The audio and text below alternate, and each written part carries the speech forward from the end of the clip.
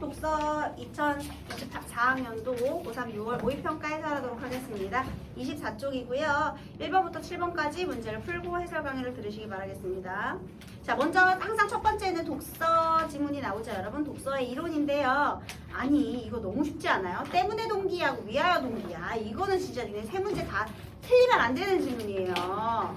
이 문제 풀면서도 좀 웃기죠? 이걸 오답이라고 만들었나 하잖아요, 여러분? 특히 3번 문제 너무 웃기지 않아요? 그것도 1번의 정답이 3번의 1번이 독서를 하고 싶은 마음으로부터 시작해 독서의 즐거움과 유익함을 경험하면 독서를 하고 싶은 마음이 사라진다. 이거 너무 웃기지 않아요? 아, 선생님 혼자 깔깔깔 웃었는데 평가원놈들 지금 굉장히 문제 내기 싫었나 보다 이런 생각을 했습니다. 게다가 6월 모평인데 미쳤나봐 이거. 경기도 뭐 교육청 뭐 이런 것도 아닌데.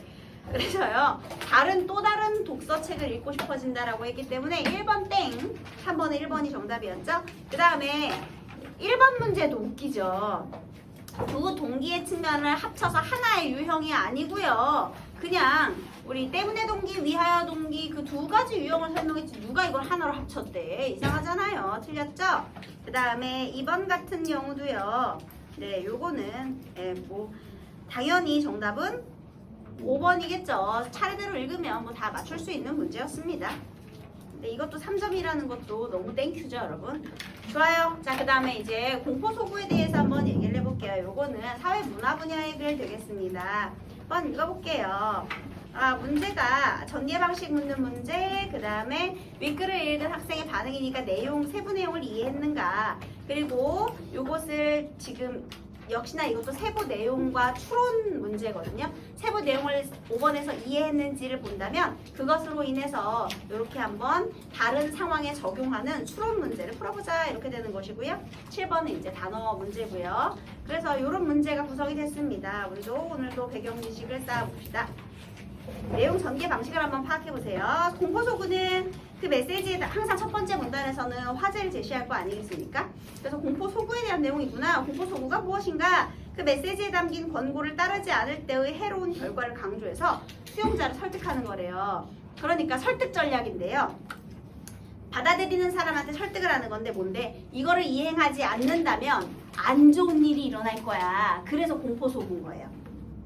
공포를 불러일으켜서 권고를 따르게 하는 거죠. 뭐겠니 대표적으로? 과제 안 나오면 알라방 나와야 돼. 이거지 얘들아. 아, 이해가 확 되네요. 그거예요. 그 다음에 너 이거 안 하면 생카 3장이야. 이런 거죠. 그래서 그게 공포소구인 거예요. 그래서 공포심을 불러일으켜서 내가 이걸 이행하지 않을 경우에 안 좋은 결과를 계속 강조하는 거죠. 그런 겁니다. 그 다음에 그렇게 1950년대 초부터 설득 전략 연구자들의 연구 대상이 되었답니다. 설득 전략 연구와 관련된 거예요, 사실은요. 그 다음에 초기 연구를 대표하는 제니스는 그러면 여기 학자별로 나오네. 여러분 대부분 있잖아요. 사회 문화 분야의 글은요. 어떤 사회 현상이나 뭐 이런 것과 관련 있잖아요. 근데 여기에서 사실 선생님이 이런 얘기했죠. 문단이 지금 4개로 돼 있잖아요. 중간중간에 긴데 얘는 설득 전략에 대한 설명인 거예요.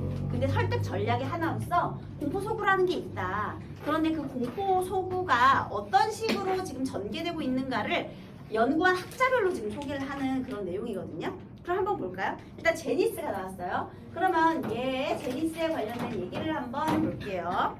제니스는 기존 연구에서 다루어지지 않았던 공포소구의 설득 효과에 대해 주목하였다. 자, 얘는요. 공포소구의 설득 효과에 주목을 했대요.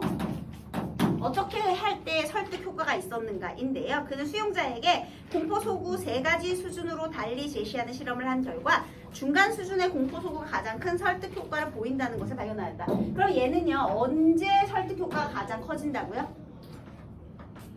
중간 수준의 공포. 그러니까 얘는 어디에 지금 초점을 맞춘 거야? 공포의 수준에 초점을 맞춘 거죠. 그래서 공포소구의 수준에 따라 효과가 차이가 있다. 이렇게 된 거죠. 그리고 언제 가장 큰 효과가 있다?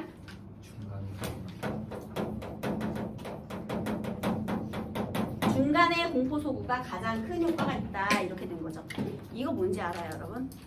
중간 수준이라는 건요. 너무 크면 무서워서 절망하고요. 너무 작으면 효과가 미미하고요. 그러니까 여러분들도 만약에 알라방 나와 정도까지는 괜찮은데 만약에 안 해오면 선생님이 실망할 거야 이러면 너네 반응 없지. 실망하거나 말거나 이렇게 되잖아. 너무 작잖아. 해로운 게 너무 작잖아. 선생님이 뭐 실망하는 거 평소에 뭐 알바 쓰레빠 이렇게 되니까요.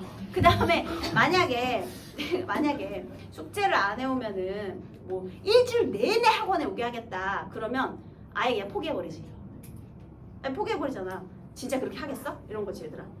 현실을 피하는 거지. 일주일 내내 밤에 12시까지 남길 거야? 그러면 별로 가능성 없다고 생각하잖아요 여러분. 일주일 내내 어떻게 12시까지 남어? 안 하겠지. 그래서 이런 거 네. 네, 그렇게 돼요. 네, 그 다음에요. 이렇게 중간 수준의 공포 효과가 가장 좋다 이렇게 얘기를 했네요. 그 다음에 두 번째 공포 소구 연구를 진척시킨 레벤달. 자, 이번에는 레벤달인데요.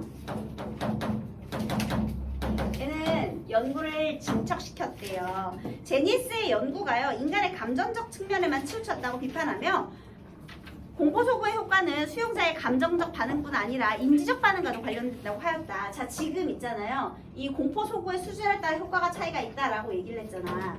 그런데 얘는 아까 설득 효과에 주목했다면 얘는 제니스의 이론이 이게 제니스의 이론 그러니까 요거죠 요게 너무 감정적 측면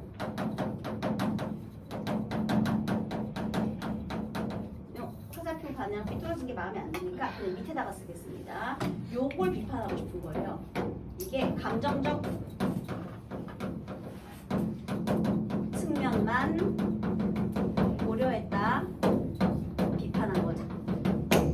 인지적 수준을 우리 간과했다 이렇게 되는 겁니다. 그래서요 우리 공포소구의 효과는요 자 여기도 효과고요 얘도 효과예요. 그런데 이 효과는 수용자의 감정적 반응뿐 아니라 인지적 반응과도 관련이 있다라고 했대요. 그러니까 얘는 이렇게 된 거죠. 그 감정적 반응과 인지적 반응 이걸 비판하면서 이렇게 된 거예요. 얘는 이렇게 나눴어요. 감정적 반응과 플러스 인지적 반응 으로 나누어서 설명을 했는데요. 우리 감정적 반응을 공포 통제 반응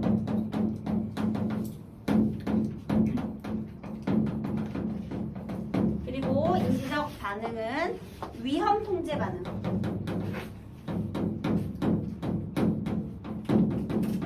이렇게 나누고요. 그 다음에 후자가 작동하면 후자는 이거죠. 인지적 반응 후자가 작동하면 공포소구로 인한 두려움, 미안해요. 공포소구의 권고를 따르지만 얘가 반응을 해야 권고를 따른다. 공포소구의 권고를 따름. 하지만 감정적 반응이 작동을 하면 두려움의 감정을 통제하기 위해 오히려 공포소구에 담긴 위험을 무시한대요. 왜냐하면 두려움을 통제해야 되기 때문에. 현실을 피하는 것들 있잖아요 여러분. 잊어버리는 거죠 그냥. 그래서요 이런 게 바로 공포 통제 반응이 되겠습니다. 그러면 다시요 우리 제니스는요 이렇게 됩니다. 제니스에는 공포 소구의 설득 효과를 설명하기 위해서요 이 수준에 따른 효과 차이를 이야기했어요. 중간 수준에서 가장 공포 소구가 효과가 있다 이렇게 얘기했는데 지금 우리 레멘탈이라는 사람은요 아니야 너 너무 감정적 측면만 얘기했잖아. 감정적 측면은 강조를 하면 두려움을 통제하기 위해서 위험을 무시해버린다고. 그래서 공포소구의 권고를 따르게 효과 있게 하려면 그 효과는 바로 인지적 반응과 관련된 위험 통제 반응과 관련이 있는 거야. 이때 효과가 있어. 이렇게 얘기를 한 거죠. 얘는 공포의 수준을 얘기한 거고 얘는 인지적 반응에 초점을 맞춰야 작동을 한다라고 해요. 인지적 반응을 작동시켜야 효과가 있다라고 얘기한 거예요. 감정은 안 돼. 이렇게 얘기한 거죠. 여기까지 이해됐죠? 그러면 이러한 선행 연구 결과를 종합한 위티는 자 이제 위티라는 사람이 나왔어요. 얘는 앞선 연구를 종합했대요. 선행 연구 종합.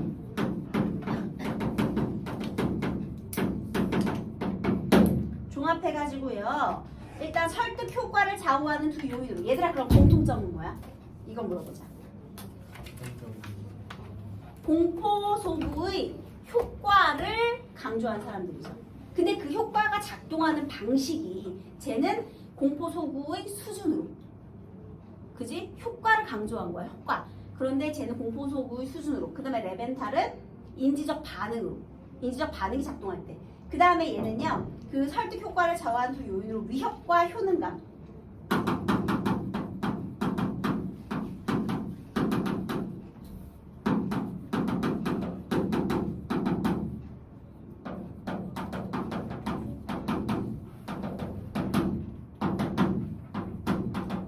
요거 두 개를 얘기했대요. 그리고 수용자가 공포소구에 담긴 위험을 자신이 겪을 수 있는 것이고 또 위험의 정도가 크다고 느끼면 공포소구는 위협의 수준이 높대요. 그러니까 공감이 잘 되는 거. 내가 충분히 겪을 수 있는 것이다. 그리고 그 위험의 정도가 크다. 그러면 위험의 수준이 높은 거고요. 그다음에 공포소구에 담긴 권고를 이행하면 자신의 위험을 예방할 수 있고 권고를 이행할 능력이 있다. 예방할 수도 있고 능력도 있다. 그럼 효능감의 수준이 높은 거래요. 네, 요거하고 요거 뒤에 안 적을게요. 그 다음에 예를 들면 한 동호회에서요. 꼭 모임에 참석해주세요. 불참 시 회원 자격이 사라집니다. 이것도 권고를 따르지 않을 경우에 해로운 결과를 얘기했죠. 만약에 불참한다면 어떻게 된 거예요? 회원 자격 박탈하겠다는 거죠. 자, 그러면 회원 자격이 사라진다는 것은 동호회 활동에 강한 애착을 가지고 있는 사람에게는 높은 수준의 위협이 되겠죠. 내가 겪을 수도 있는 일이니까요. 그 다음에 그가 만약에 참석하는 일이 어렵지 않다고 느낄 때, 한마디로 내가 이행할 능력이 있다고 느낄 때 높은 수준의 효능감을 주게 되겠죠. 그러면 권고를 따르겠죠. 참석을 하겠죠. 이렇게 되는 겁니다. 자, 그래서 위티는요, 예시를 들어줬어요. 이 두 요인을 레벤탈이 말한 두 가지 통제 반응과 관련지어 다음과 같은 결론을 도출하였다. 레벤탈이 말한 두 가지 통제 반응 이거죠. 감정적 반응과 인지적 반응. 감정적 반응이 작동할 때, 인지적 반응이 작동할 때, 먼저 위협과 효능감의 수준이 모두 높을 때에는 위험 통제 반응이 작동하고, 위협의 수준은 높지만 효능감의 수준이 낮을 때에는 공포 통제 반응. 그러나 위협의 수준이 낮으면 수용자는 그 위협이 자신에게 아무 영향을 주지 않는다고 느껴. 자, 여보세요. 지금 여기서 두 가지 요인을 얘기했잖아요. 이렇게 된 거예요. 내가 위협과 효능감에 대해서 얘기를 했잖아요. 그런데 얘는 특히 중요한 게 뭐냐면 바로 이거예요. 여기에 주목을 한 거예요. 그래서 위협의 수준이 높은 경우,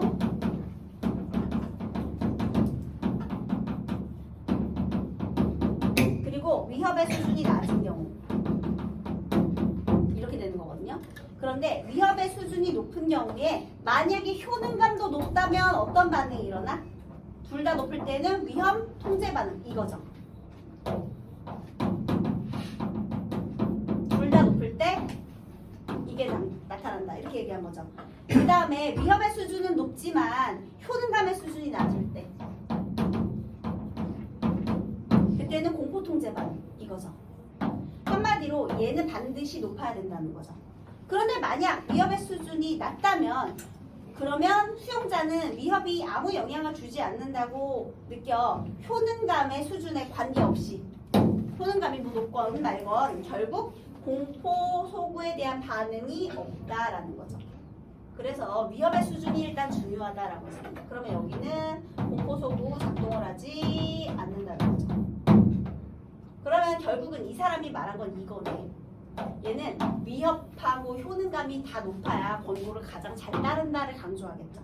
왜냐하면 여기는 위협을 무시한다라고 했으니까.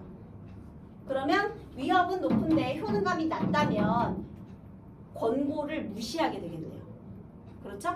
자, 이렇게 되는 겁니다. 자, 그러면 4번 한번 볼게요. 윗글의 내용 전개 방식. 화제에 대한 연구들을 선행 연구와 연결하여 설명한다. 레벤탈도 제니스의 연구를 관련지어서 비판했고요. 그 다음에 이 선행 연구들을 전부 종합하는 것이 위티니까요. 그래서 이게 맞네. 정답은 2번이네요. 본문에서 근거를 찾았어야죠. 그쵸? 선행 연구를 뭐 종합하여 어쩌고 이런 말로요.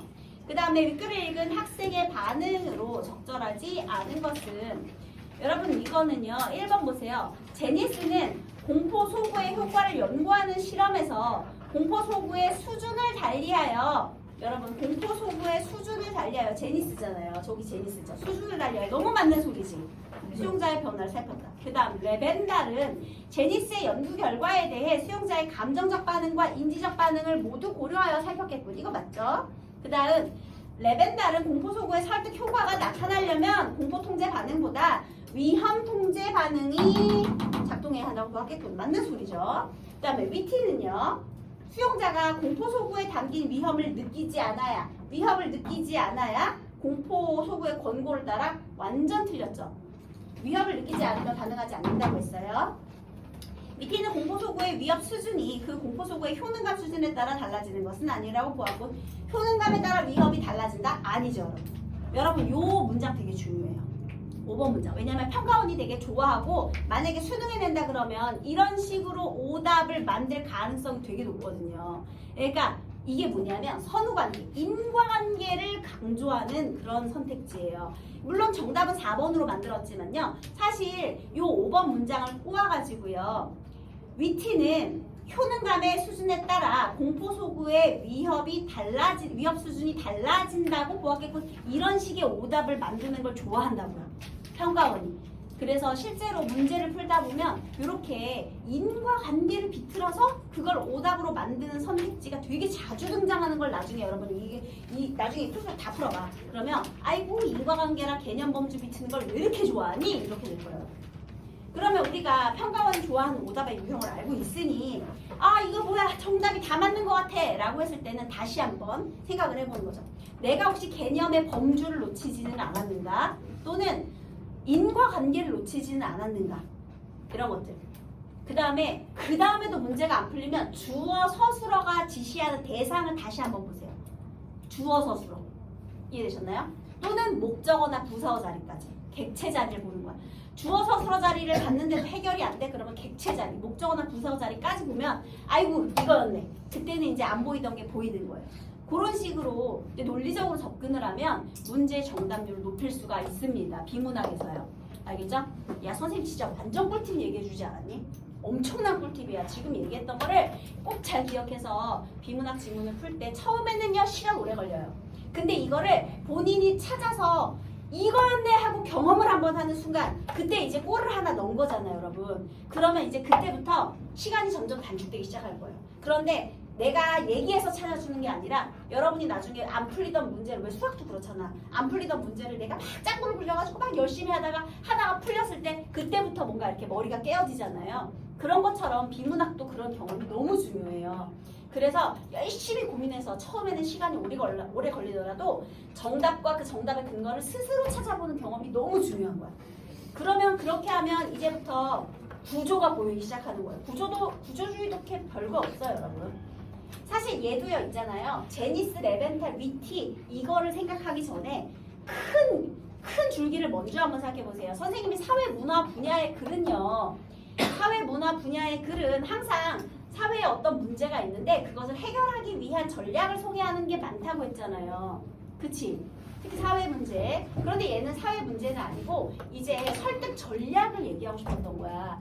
그러면 설득 전략이니까 사실은 어떻게 했을 때 공포소구가 가장 효과가 있느냐 그 얘기를 이렇게 돌려 얘기한 거잖아요. 그럼 여기서 만약에 문제를 어렵게 내려고 하잖아. 그러면 세 학자, 기억, 니은, 디귿 아니면 A, B, C 해서 공통점으로 적절한 걸 골라라. 애들이 이런 문제 내면 굉장히 힘들어해요. 이런 게 이제 추론적 독해라고 하는 거거든요. 이걸 A, B, C로 한 다음에 그래서 얘들의 공통점은 뭔데? 그럼 사실 되게 간단해 보이지만 뭔데? 그러면 뭐 수준에 따른 차이가 있다고 보았다. 그 다음에 뭐 두 가지 반응을 나누어 뭐 고려하였다. 이렇게 감정적 측면에만 중점을 두었다. 이렇게 오답을 만들었다고 생각해봐.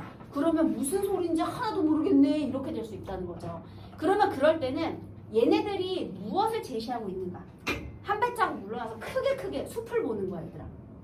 그래서 비문학 지문 잘하는 친구들의 공통점은 논리력이 좋은 애들이지. 논리적 사고력이 좋은 애들은 약간 얻어먹는 게 있죠 여러분. 그럴 때는 우리도 논리력을 기르면 돼요. 논리력은 어떻게 길러지는 거예요? 아니 근데 있잖아. 이거 다 책 읽는 거야 얘들아.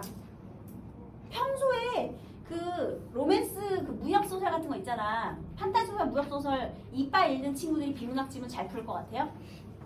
아니요. 그럼 걔는 그거 말고 다른 것도 많이 읽겠지. 걔가 그러니까 물론 일단 그런 걔네들이 문제를 잘 푼 이유는 뭔지 알아요? 글 읽기 자체를 좋아하는 거야. 선생님 아까 얘기했잖아. 맨 처음에 얘기했죠. 이게 만약에 아이돌이 나한테 보내는 펠레터라고 생각하고 읽으면은 한 글자에 집중하게 된다고 했잖아요. 그러니까 걔네는 그냥 글씨 텍스트 자체를 좋아하는 거야. 그래서 호감을 가지고 글을 읽기 때문에 잘 풀 수밖에 없는 거예요. 그럼 그런 애들은 당연히 호감을 가지고 읽었기 때문에 글의 구조나 짜임이 더 눈에 잘 들어오겠죠. 그래서 와 재밌다, 나는 비문학 지문을 읽는 게 좋아, 이 경험을 하려면 아까 선생님이 말했듯이 너네들이 스스로 문제를 맞추는 경험이 늘어나면 그때부터 재밌어지기 시작하는 거더라. 아 이렇게 풀리네, 이게 이런 논리를 가지고 있었네, 이게 보이기 시작하면 그때부터 호감이 생기거든요. 그래서 항상 많은 지문을 읽고 푸는 게 중요한 게 아닙니다 여러분. 비문학 지문은요 원래 1일 1지문이라고 해요 보통. 1일 1지문. 그 아무리 유명한 강사를 다 찾아봐도 여러분 다 1일 1지문이에요. 왜? 하나를 읽더라도 똑똑하게 읽으라는 거지. 그냥 들어서 그냥 문제에 정답을 끼워 맞추고 이런 게 아니라 내가 논리적으로 이 지문 하나를 씹어먹었다 했을 때 그때 그게 능력이 성장하는 거예요. 비문학 독해 능력이 그때 성장하는 겁니다. 그래서 원래 1일 1지문 뭐 독해 보통 그렇게 얘기를 하거든요. 열심히 읽으라는 거예요. 자, 그 다음 다시 돌아가서 우리 이번에는 그러면 6번의 선택지를 한번 볼게요. 얘도 추론인데요. 얘는 이제 적용하는 거예요. 항상 사회문화 지문은요 다른 상황에 적용해라 얘가 나옵니다. 여기서 나타난 설명 이론을 다른데 적용해봐, 이 문제가 항상 3점짜리 문제예요 여러분. 문제 유형 똑같아요. 한 모임에서 공포 소구 실험을 진행한 결과 수용자의 반응은 위티의 결론과 부합한다. 자, 얘를 한번 적용해봐 이렇게 되는 거죠. 그러면 이 실험에서는 위험의 수준, 효능감의 수준 조합을 달리하여 피실험자들 4집단으로 나누었는데요. 집단 1과 집단 2는 공포소구에 대한 반응이 없었고, 그럼 여기죠.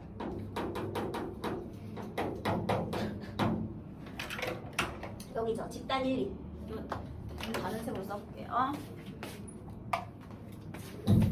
위험, 그러면 여기 위험에 대한 반응이 없었다. 여기가 바로 집단 1과 2죠. 그러면 얘는 효능감이 높고 낮고 상관없이 반응이 없었던 거잖아요. 그러니까 중요하지 않은 거죠. 집단 3은 위험 통제 반응. 자, 위험 통제 반응이라는 것은 이거네. 둘 다 높았겠네. 여기가 집단 3. 그 다음에 집단 4는 공포 통제 반응. 여기네. 얘는 위험은 높지만 효능감은 낮았겠네. 이렇게. 그러면 여러분들이 화살표만 이렇게 표시해놨어도 사실 이것도 글씨 안 써도 돼요. 왜냐하면 순서대로잖아. 위험, 효능감. 그러면 나는 선생님 문제 풀 때 그래 위험 높았는데 반응이 있었으니까 위험은 높고 효능감도 높고 그러니까 이런 식으로 나는 이렇게만 보시거든요. 그럼 문제 금방 풀 수 있어요. 볼래요? 집단 1은 위험의 수준이 낮았을 것이다. 맞죠? 네.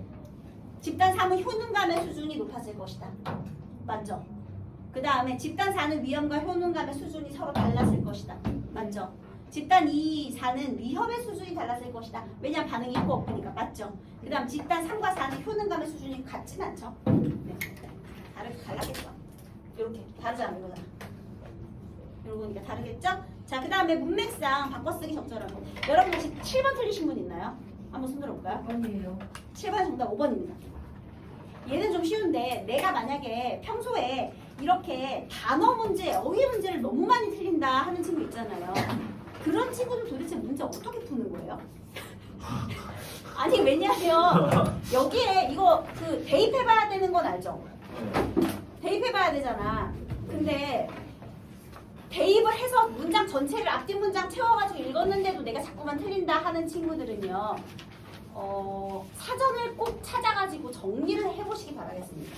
사실 이거 사전 찾을 필요까지 없이 정답 발사만 봐도 여기 단어의 뜻 다 나오잖아요.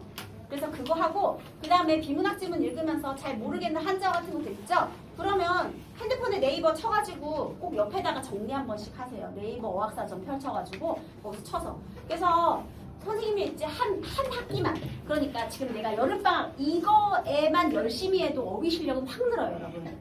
오랜 시간이 걸리지도 않아. 이건 확실해. 어휘는 내가 마음 잡고 이번에는 진짜 모르는 단어를 다 찾아보겠다 해가지고요. 잠깐만 열심히 진짜 한 2달 방학 기간 정도 그때 시간 있을 때만 열심히 정리해도 어휘가 확 늘거든요.